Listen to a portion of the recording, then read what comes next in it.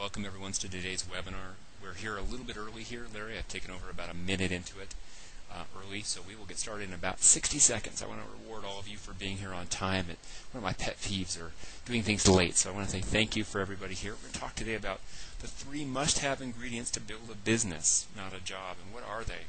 How can you build a company that's scalable, a company that's saleable, a company that you could even one day own passively? So thank you for making time in your life to join us here for this class. We'll spend about 45 to 50 minutes going through the information in the webinar that I wanted to share. Then at the very end we'll take some Q&A, and some of that extra time that we have we'll just do that, and we might go a little bit over an hour based on the questions that we get. So with that said, Larry, I'm going to go ahead and get us started here. I know we're right about the time. I'm a little bit after, but not by much. So first of all, welcome everybody to the 3 must-have ingredients to build a business, not a job. And we're going to talk about what are the essential ingredients for you as a business owner to build something that's more than just you. As we go into this here, I think one of the backdrops I'd say, first of all, is for anyone who would like to get a complimentary copy of our newest book, Build a Business, Not a Job, I highly encourage you. There's only one caveat that I ask. We'd love to give you a copy on us for free. I'm just simply going to ask that you read it. I tell you what, I'll even make a deal with you. You take 5 to 10 minutes to skim through whatever catches your eye in the book. If we haven't grabbed you, if after 5 or 10 minutes of reading you haven't been compelled to read the rest of it, then no harm, no foul with that. I think that you'll find that. It's only 176 pages long, which for books that we've written in the past, myself or some of the other Maui advisors, that is actually one of the shortest books that we've written before. You can just go to MauiMastermind.com and download your own copy of that. We'd love to get that for you. Okay. So backdrop for today. You were taught to own a job, not a business. Most people that we see, they were really taught to be self-employed. They never really had been learned what does it mean to operate and own a business as an owner of the business versus someone who just operates a business as a self-employed person in the business. Big difference. The level 3 roadmap, which is the backdrop here, just to make sure we all have the same vocabulary. 3 levels to building a business. I'll cover this in about 60 seconds to get it out of the way so we can focus tonight about this idea of how do you create the elements that allow you to scale your business, the 3 elements. So first at level 1, this is the business startup, the business that is being in the planning stages and raising capital and organizing itself to launch. You've got no control and no freedom. The word freedom I know kind of got blended in there. No control, no freedom, working long hours, just doing whatever it takes to get that business off the ground. At level 2, you've got some control. Your business works, but it only works because you're there to make it work. You have really control, but no freedom from that. And as a result, you've got a business that's fully reliant on you. We call this a self-employment trap, something we'll talk about in this specific webinar. At level 3, you've got a business that works, it's systems reliant, it doesn't depend on you. You've got sound, intelligent business controls in place, strong team, especially your leadership or management team. You now have the control of the business, and even better, you have the freedom to enjoy the business whether or not you want to own it passively or still actively be engaged in the business. It's a choice, not an obligation. At level 2, you have to do it because the business can't survive without you. The traditional way of building a business really puts you at the center. I mean, if I were to ask you a question, let's just even do it now. What for you is the single biggest reason why you originally launched your own business? Answer that if you would. What's the biggest reason why you originally launched your own business? I survey audiences when we do a workshop. We might have 100, 200, 300 people in an audience. And of the business owners in the room, typically over 85% of them will say that they originally got started launching their business because they wanted to be in control of their own business life. They didn't want to work for somebody else. They didn't want to be dependent upon somebody else's decisions, good or bad, for their family's livelihood. So they started off building for control. The problem is when you build for control, what level business do you end up with? Absolutely, you end up with a level 2 business. By definition, you end up with a level 2 business. Tonight, we don't want to build a business that traps you. But today, as we go through this here, how do you build a business that's more than just you? We talk about the focus for this webinar. What are the 3 elements that allow you to build a business that's scalable? And I love that word scalable. What it implies that the business has a life beyond just you, the owner. that it can profitably produce value in the marketplace in a scalable way. People ask me all the time, David, what's the definition of the business? An IRS agent would say a business is any time a person is engaged in an activity with the intent to make a profit. I'll go one more. I think a business, your goal in a business is to profitably create value in the market in a scalable way. It's got to be profitable, otherwise you can't keep your doors open, and that's one of the reasons you do the business. It's got to be creating value because you make sure that you're doing something good in the world for your customers. And finally, it's got to be done in a scalable way, which means it's got to be more than just you. So if you build for control, you end up with what we call the self-employment trap. Don't know where that went to. Oh, here we go. PowerPoint moment. Larry was about to have to just go throw out and say, help, help, but it seemed to come back online here. So the self-employment trap says, look, I'm building this business, but I'm building it around me based off my personal production. And when you build a business based where you want to be in control, where you want to make sure no one does something wrong, and you want to make sure that all the right things get done, and decisions get ran past you, and so forth, what happens is you build a business that traps you inside. The self-employment trap. The prototypical doctor. You go into their office, and yes, they've got people who leverage you, but if they're not there, the office closes down. The office doesn't operate without them because they're the one who does the key or core work for that business. What's the way out? The way out is to build a business, not a job. And most business owners, they build a business that's based off of their personal production and oversight, and as a result, I guess let's put it this way. I got a quote for you here. Write this down. The more you do, the more you have to keep doing. Write that down. The more you do, the more you have to keep doing. That's both you inside the business and also when you go home from the business. A lot of people I know work doing the business from 9 to 5, and then from 8 or 9 o'clock at night till midnight, they're doing all the paperwork and administrative side of the business. Yuck, yuck, yuck. The problem is the more you do of that, the more the business becomes dependent upon you doing it. Now the good thing is the corollary is also true. The more you get your business to do, the more time you have to step back and actually grow and develop and build the business.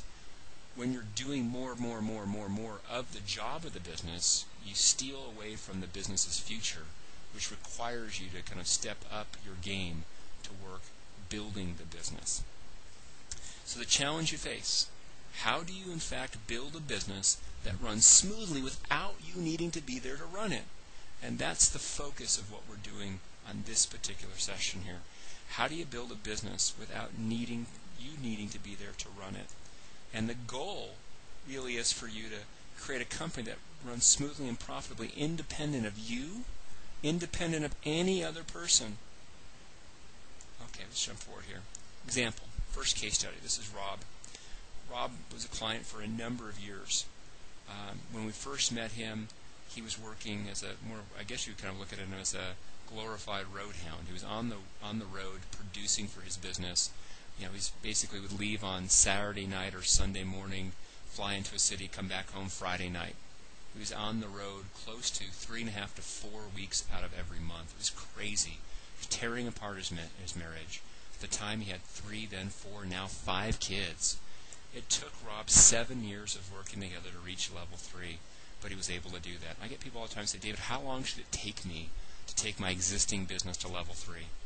Generally, it's going to take a business owner somewhere between 3 to 7 to maybe as long as 10 years to reach level 3, depending where their business starts. If it's a pure startup, probably a minimum of 3, if not 5 to 7 years is pretty standard for that. If it's a business that's already fairly advanced, it might only take 1, 2, or 3 more years to hit that goal. But how long would it take you to reach a place of financially being secure for you and your family if you were working a job? I mean, let's put it into comparison here. 3 years, 5 years, 7 years, 10 years, that's nothing when you compare it to the 30, 40, 50 years that people work to retire from the quote-unquote job side of things. So today, the focus for us here is going to be on this idea of how do you build your business so it's not what we call a one-legged stool. Most business owners, when they start thinking about what is it going to take to scale and grow and to build a business, they think, I've got to find a great manager for the business. I've got to find a great person to run the business. That's their idea of a level 3 business. A business that runs independent of them is all about having the right team. The problem with that is a team is one of three legs to the stool. And if you're sitting on a one-legged stool, if everything's in perfect balance, that stool is stable and it works. But if any one thing gets out of whack, now you're really in trouble, and that business collapse. Think about how often do you see a business that had a key manager in place? That manager has a family change, or the spouse gets transferred and they move and relocate, or they get hurt, or they have a new passion. They want to learn yoga and teach in a retreat in Costa Rica, and that's their new passion, and they leave the business. Well, that leaves you, the business owner, out of luck. Instead, I want you to be building with a three-legged stool. One of the legs certainly is team, but there are two other legs that are essential. The first other leg that's essential is systems. The processes and procedures, the tools that you reliably use in your business to produce a result. And the third leg of that stool after team and systems are the intelligent business controls. Controls are the specialty systems that in your business you have that make sure that your team is using your systems at the right time in the right way for the right result. And all three of those things give you a business that now can be scaled and grown. So I know that in this webinar I'm going pretty quickly with the information, but I also want to respect that we've got about 50 minutes before I want to hit the Q&A, and that's because I know some of you are trying to squeeze in this session amongst other things that you've got going on. I want to be respectful that we do those time parts. So I'm going to cover things very clearly. There will be a lot of information as I go through each of these three legs, specifically and especially systems and controls. Team, that's the one that you as business owners are probably most familiar with. So one I'm going to spend the least amount of time here on, specifically because of limitations of time, and I think that that's probably the one that most business owners do best, provided that if you leave with this session nothing more than walking away with this model burned into your brain of this one-legged stool versus these three-legged stools, you will be so well paid for being here for this session. I'm thinking about one of the business owners we work with who had a business in North County, San Diego. And her business was doing about $800,000 per year in sales. She started scaling and started hiring on. She grew to about 1.4, 1.5 million in sales. And then she lost some of her key staff, and she was going crazy. Why? Because she scaled totally based off of finding the right people with no systems and no controls, and it all came crashing down.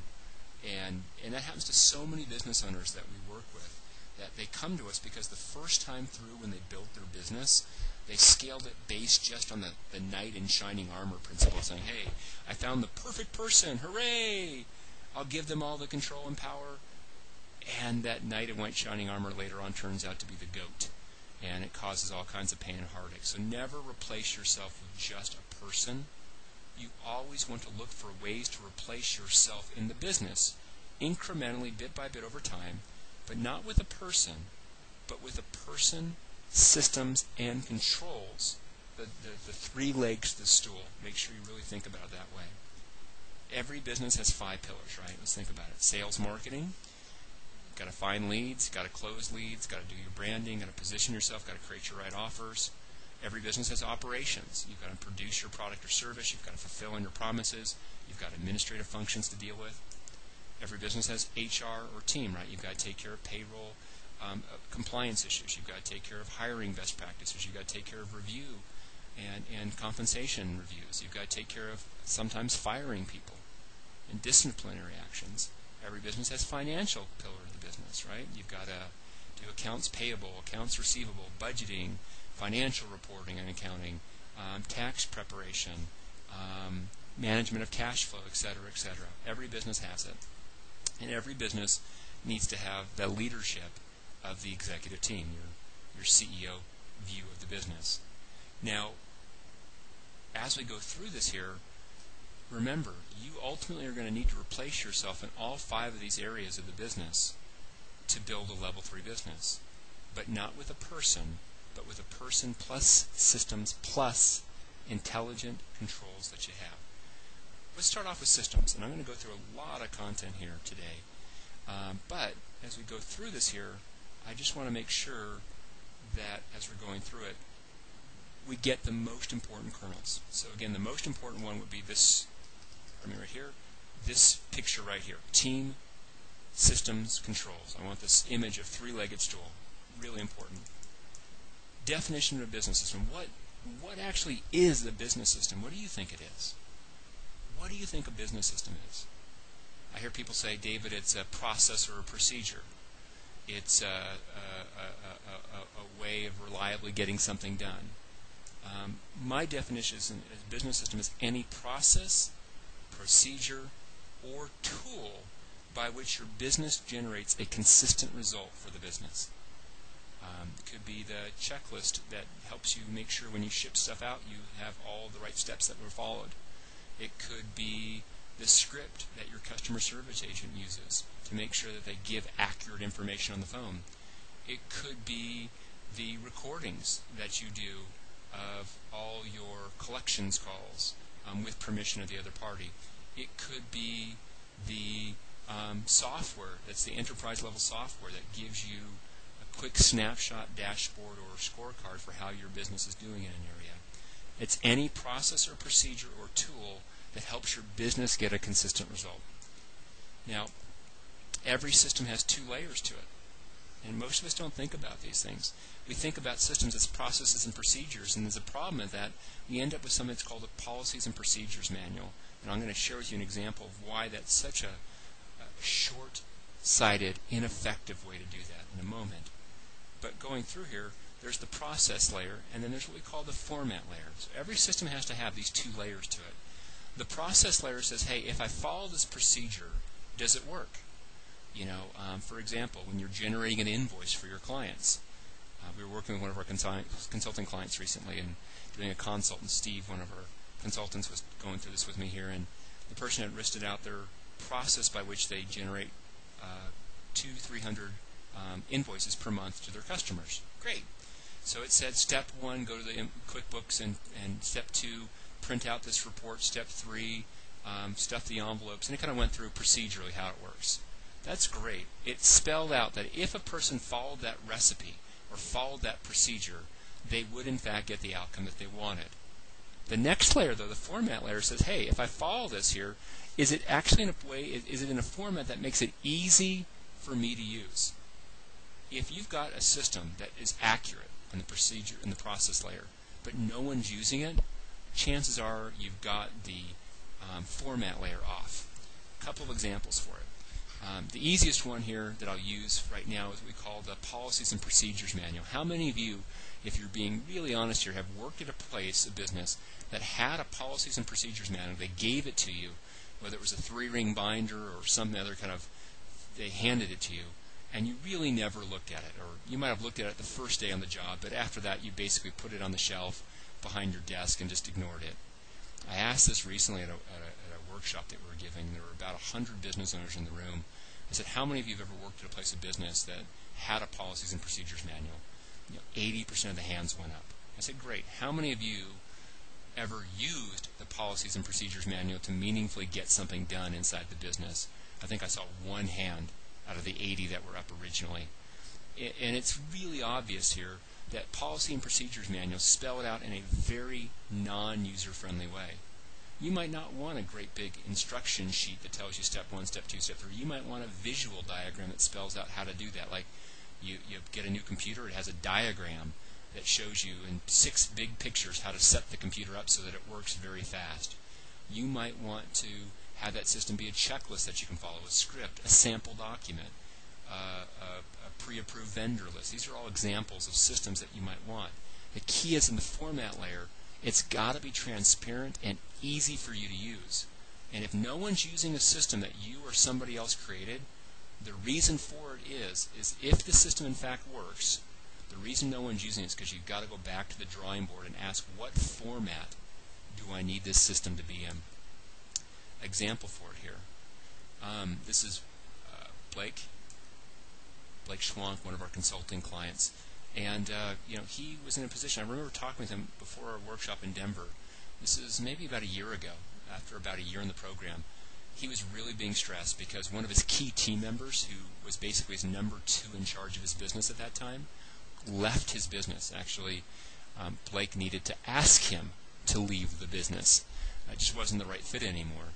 And I remember talking to him. I said, well, how's it going? He said, you know what? We just let him go about a week ago.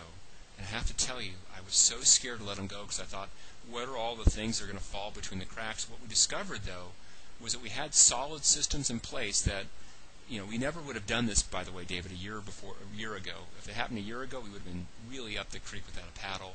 But over the last year, you've been really hammering into us as part of the program, build out the system, develop systems. And so, yes, it was stressful for about 48 hours, but within 48 hours, all the client's work that he had done, the person he let go, all the key operational pieces that this guy was doing had been transferred over to somebody else responsibility-wise. Nothing was dropped. And here they were 48 hours later, and the business had fully dealt with that transition so they can get rid of that person that wasn't right fit for their team. Never would have happened had he not had solid systems in place with that. Now, the next part that I want to talk about are what I call the 4 phases of building your business systems. And the reason I want to share this with you is because a lot of people think as a business owner, what you need to do is to sit down today and spend a week or 2 writing out all your policies and procedures. Write down. And the problem with that is if you want to disappear from your business for a week or 2, concentrated to write out your business systems in one fell swoop, number one, what will you end up having written? You'll end up having written a policies and procedures manual, and because of that, you'll end up having created something that, number one, no one's going to use. Number 2, it'll be out of date the moment you write it. It'll probably be out of date. And number 3, it's going to become really nothing more than a glorified paperweight for people inside of your business, you included. So you don't want to just sit down and do it all in one fell swoop. Creating systems has always needed to be an iterative process where you do it one draft at a time. And you can't do it for all the business all at once. Why?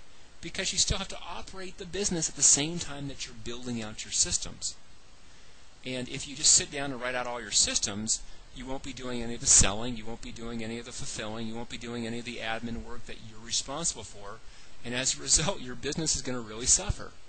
So in a prioritized way, you have to ask yourself, each quarter of your business, what are 2 or 3 really important, crucial, critical systems for me to build this quarter? Matter of fact, you should ask the question, what are the 3 most important systems that I could build in my company this quarter? And you might come up with, well, I really need to formalize how we do our referral system, or I really need to create a better fulfillment process to make sure we don't have the common errors creeping in. Or, you know what, our financial systems are really out of whack. I need to sit down with our controller, and the 2 of us really need to come up with a better process by which we do our accounts payable this quarter. And then next quarter we'll tackle the accounts receivable. Or actually, you should do it vice versa. Do your receivables first. That's much more important now that I hear myself saying that. So the 4 phases of building out your business systems. Number 1, you start off with what I call an ad hoc or a placeholder system. Your first version of the system really just kind of it doesn't nail it in any way. It doesn't have nearly the degree of detail or specificity that you need. But the first time through, it's an approximation, and it's helpful. At least it's a placeholder for a system that later on you're going to need to go ahead and make pretty and beautiful.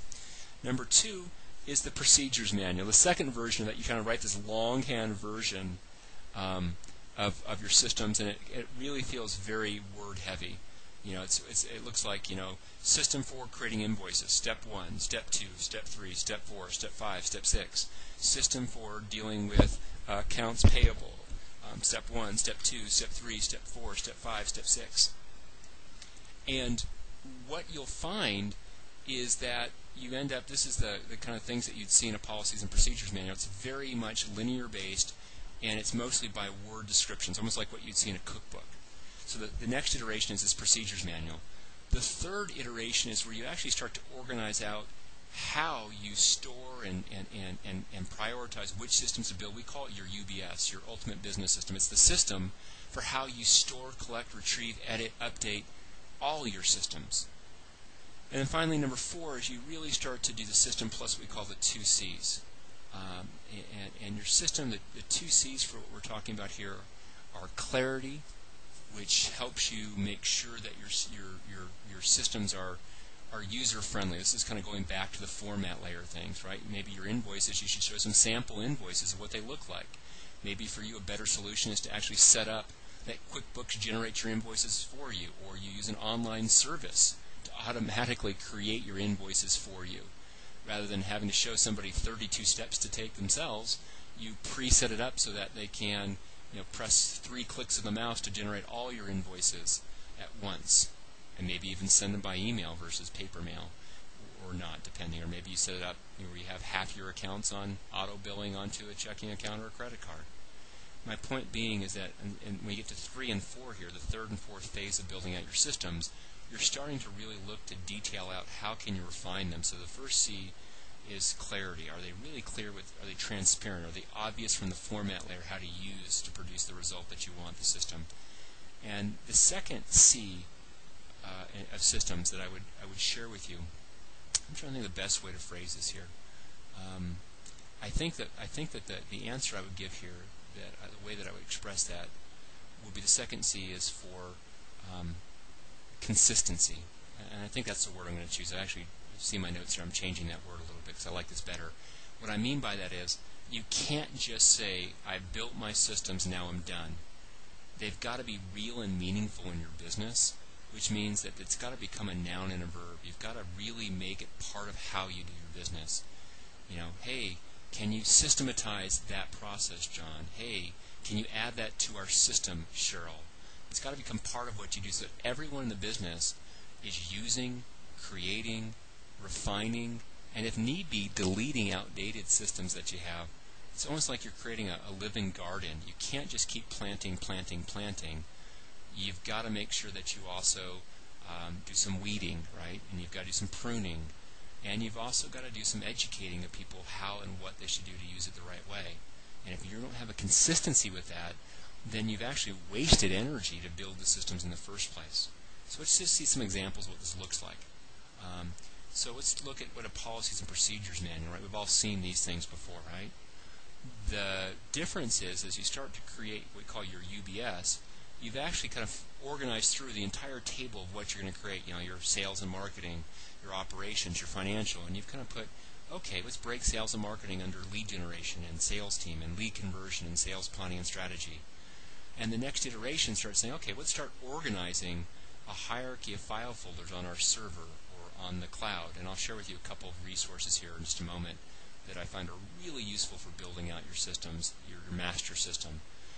And what you're doing is you're taking this notion of your sales and marketing, your operations, your financial, your team, these kind of hierarchy of folders. And so now your system, rather than being one great big single document in Word, like a manual, is a collection of things that might have, in some cases, it might have a PDF of a contract, or it might have a Word document, or it might have a spreadsheet, or it might have a text file, or it might be a web page that you've got going on, or it could be some other software program, but it gives you freedom and flexibility to create it in lots of different ways with that.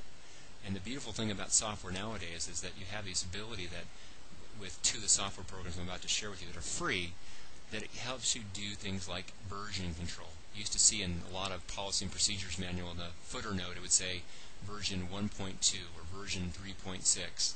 Nowadays you can have it to be like in your talent release, when you change it and you want everyone else to make sure they're using the updated version, you can see when was it actually last updated. Okay, it was last updated January 19th.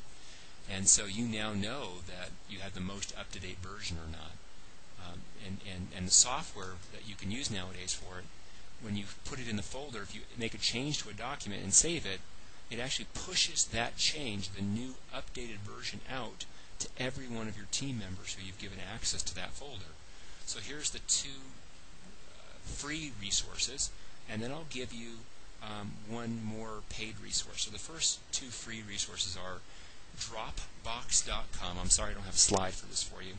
Dropbox.com, and then there's another one called SugarSync.com. SugarSync.com. Both of those are basically cloud computer places where they have storage in the internet up on the cloud computing, where you can create your file folders there for your different categories that you want to create for your system of your systems, and you can give access to any of your team members that way to some or all of the folders within there. And anytime you or a team member makes an edit or an update, it automatically pushes out the correct new updated version to everybody on your team. The paid version of that would be something like a SharePoint server that you set up for yourself. Now, when I say the two, SugarSync and Dropbox, are free, they're free for the first X gigabytes of data. I think Dropbox gives you 3 gigabytes for free or 2 gigabytes for free, and SugarSync gives you like 5. But after that, it's like $5 or $10 per user per month for 50 plus gigabytes of space. I mean, it's ridiculous. I've been using Dropbox with our company now for a while, and we're still on the free version of it because we haven't used enough space to actually need that. We don't keep our media files on there, which are our big files. As long as we don't keep the media stuff on there and we keep it somewhere else, we're totally fine with that. And even if we had to pay for it, think about it. $120 a year per person for the ability to have this easy solution for all the key files that you want centralized where everyone can get to it. You've got version control, you've got password controlled access, you've got remote accessibility. You can pull up this data and these files on your smartphones. They've got apps for that to be able to do that. It's remarkable. It's easy to search for documents. Phenomenal thing. Give you an example for it. This is Brian Fox, one of our clients. He owns a specialty marketing company in North Carolina. And when Brian first got going, he was totally a one-man show when we first started working with him in the consulting program. The first 6 months of us working together, we wanted to really work to how can we help Brian grow his business. Well, if you looked at his day, he spent 65% of his time doing non-sales and marketing activities, which were, for him, the sales and marketing side was the most valuable thing he could do for the business. Okay, so we replaced him with the right person, Diane, here's her name, and the systems to build out how to do what he did in the operational area of his business.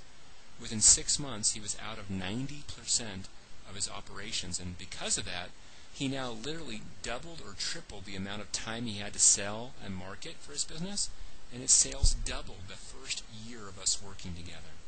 I share that with you because if you're spent doing all the work of your business, the ability to replace you either in the operational side or potentially even in the sales marketing side frees you up to produce more and better for the business.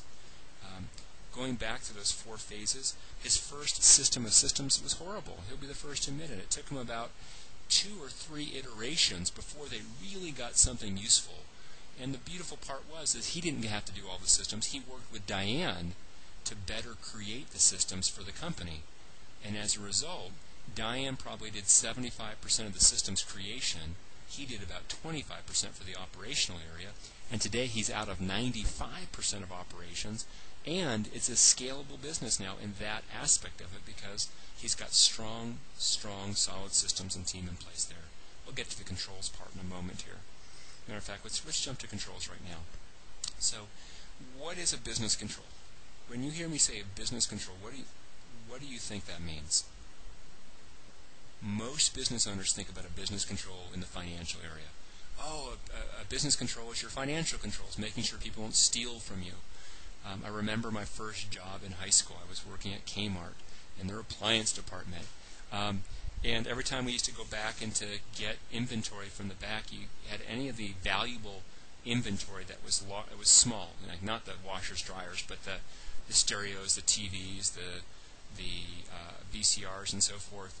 You actually had to get permission to get a key to go in there to a locked portion of the inventory room to get in there. It was a control they had in place to keep theft from happening.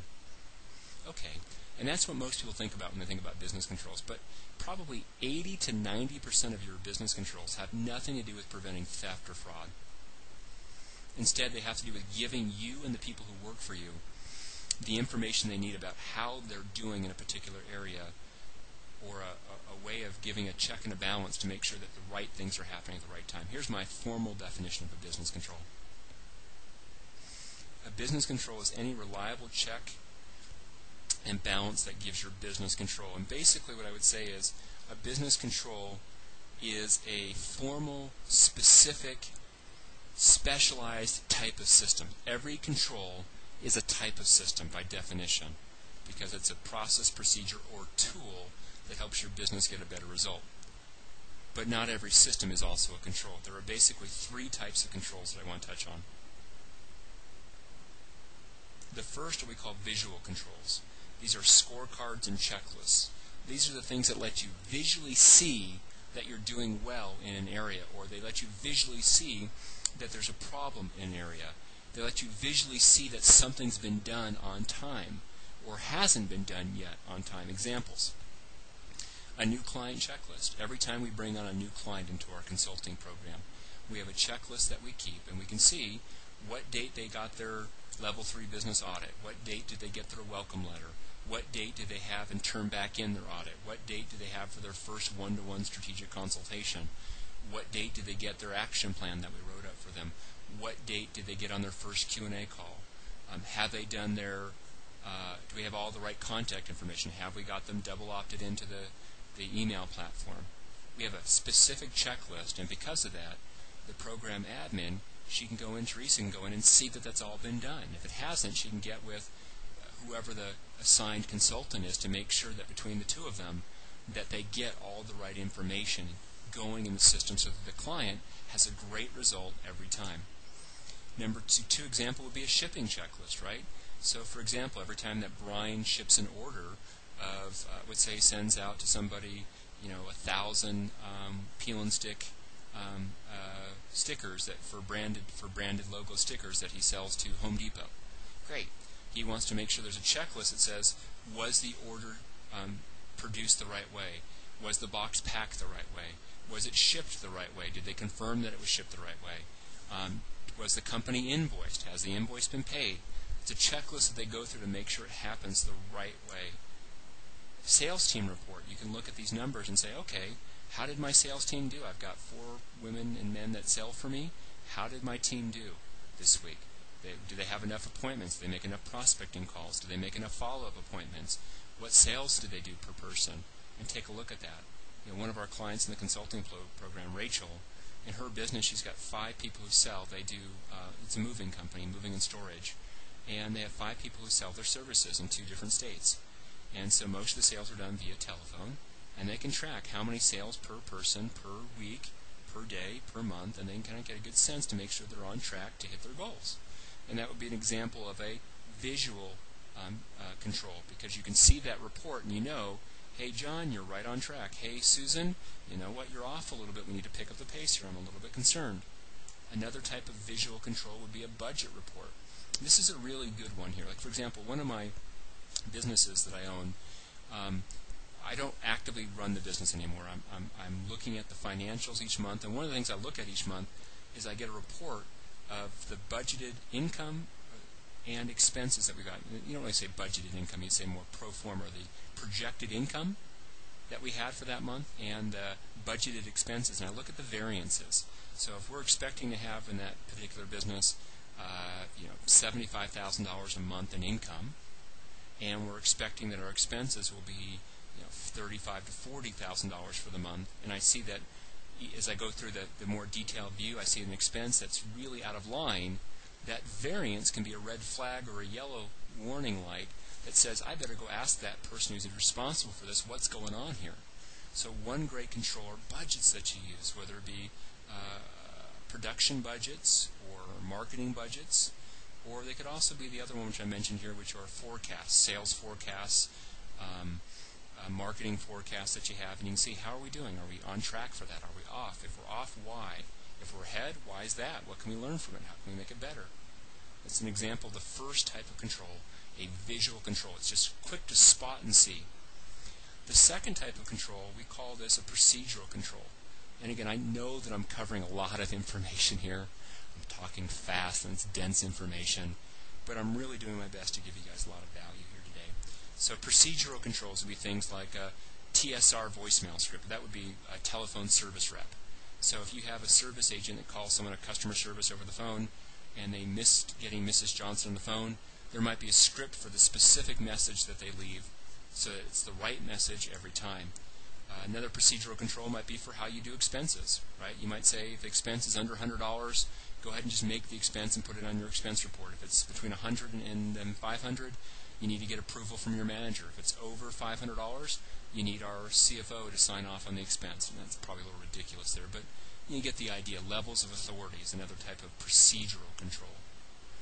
Another example of a procedural control is anytime you have a contract coming up that you want a vendor to produce something for, if it's over X dollars, if it's over $1,000 of cost, you want 3 competitive bids. Another example might be that you procedurally, twice a year, you go back out to bid for all contracts, or once a year you go back to bid for all contracts over a certain dollar amount. And then finally, you might have a credit screening process that you go through before you extend credit to a new business customer of yours. You pull their Dun & Bradstreet report. You get 2 bank references or other credit references. Maybe you have to get a personal guarantee from the owner if they're a new customer of yours. I mean, there are a lot of things that you can do, but that process by which you go through so you don't forget to do it would be an example of a procedural control. The final type of control is what we call embedded control. These are the controls that are built into the business so that you don't even have to think about it. It automatically happens that way. For example, standardized contract. Whether it be a standardized purchase order that you use for anything that you buy, or a standardized receipt contract that you use with any of your customers or with your staff. Maybe for you, if you're concerned about money disappearing from your bank account, you have an operating account that has less money, where you keep a certain balance in there that you have people have access to, but the larger amount you sweep up to a higher level of authority account that they don't have access to. Or maybe you have a pre-approved list of 3 concessions that your sales team are pre-authorized to do. They don't have to ask you, it's right there. They know that they're going to have that ability for that. Let's actually jump over here to financial controls. This is what most of us think about, so I didn't want to leave the topic without talking about it. So let's actually cover the 6, I call it the 6 base financial controls, the 6 key financial controls. There certainly are more that are important, but these are the most fundamental. Number 1, you always want to make sure you have more than one person involved with the flow of money. This would be one person takes the cash, the second person counts and does the deposit. One person makes the deposits, the separate person reconciles the bank account. One person writes the checks, a second person verifies the checks or goes through and authorizes by signing the checks. One person puts in the ACH for your payroll. A second non-related party goes through and actually finalizes the ACH. You're trying to make it where there's always going to be a check and a balance on the financial side, so that in the flow of money there would need to be 2 unrelated parties that actually colluded together and kept it a secret for there to be any theft. Which, if there's just one person in the flow of money, it's tempting. But if there's 2 of them and they're unrelated, it's hard to make that work. So you're making it easier for them to stay honest. Second financial control are background checks and credit checks. When you bring somebody on your company, especially if they're in a position where they have access to cash or your database or whatever key things that you have or equipment, run a background check, get a credit check, hire an investigative service to do that. You can do it online from anywhere from $25 all the way up to spending $400, $500, $600 or more, depending how much you want it to be automated and how much do you actually want it to be where you have an actual person doing the follow-up and checking. Cash is a temptation, which is number 3. Therefore, get it out of the system. If you've got cash, how can you get rid of it? Take credit cards, right? It's hard to steal credit cards because they get deposited directly into your bank account. Checks are harder to steal with that. That's why when you fly in an airline nowadays, I was flying the other day to a workshop about 2 months ago, and they come by with their drink carts there, and they say, "Hey, would you like to buy one of our lunches?" And I said, "Well, maybe. What do you got?" And I reached into my wallet, and they said, "Oh, we don't accept cash." I said, "You don't accept cash?" And they said, "No, we don't accept cash. We want credit cards." Why? Because now they don't have to worry about that day they might sell, $1 million worth of meals. I'm making the number up. But they don't have to worry about processing out the cash that are being taken or disappearing somehow. The credit cards go straight into those little readers, and they're processed as soon as they land. Makes perfect sense. Number 4, levels of authority for financial decisions. I've already talked about this, right? You don't want to micromanage people, but have some appropriate levels of authority. What level are you comfortable with? It's putting a stop loss on it.